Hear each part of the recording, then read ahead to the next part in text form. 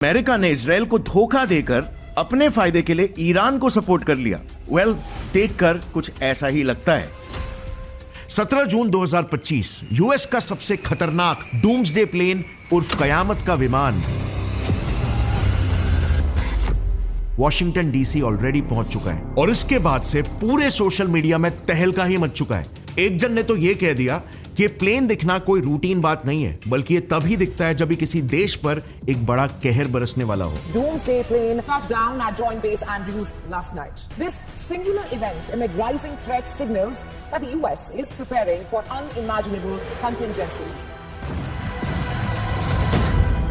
US का flying Pentagon, infamously known as doomsday plane, US का flying command centre है जो सिर्फ 2 ही केसेस में वॉशिंगटन लैंड करता है। अब मैं ऐसा नहीं कह रहा हूं कि न्यूक्लियर वेपन्स थे या नहीं थे, बट इराक के टाइम पे तो हमने देख लिया था। बट इन अटैक्स के जरिए ट्रंप को 2 फायदे मिले। सबसे पहले तो ट्रंप ने अपने आप को इजराइल का प्रोटेक्टर दिखा भी दिया, और फिर number 2, so called nuclear weapons को डिस्ट्रॉय करके आगे होने वाले सो कॉल्ड इंस्टेबिलिटी से भी बचा लिया पूरे मिडिल ईस्ट को। और तीसरा और सबसे इंपॉर्टेंट फायदा मैं कुछ ही देर में बताता हूं। बट इस अटैक को अंजाम देने के बाद देखना क्या ट्वीट्स वायरल होने लग गए।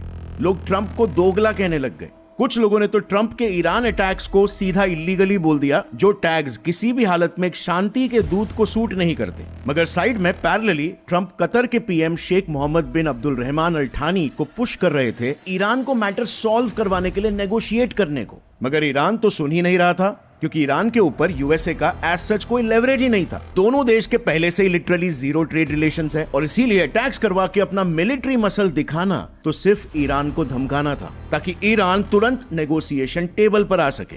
और फिर अंत में पूरा पीस मेकिंग का काम कतर के पीएम शेख मोहम्मद बिन अब्दुल रहमान अल थानी के करने के बाद ट्रंप साहब का ये ट्वीट आता है। अब ये हरकत थोड़ी जानी पहचानी नहीं लग रही? इंडिया पाकिस्तान वॉर में भी तो कुछ ऐसा ही हुआ था ना। सारी मेहनत कोई और करे और पूरा क्रेडिट सिर्फ ट्रंप ले जाए, और वो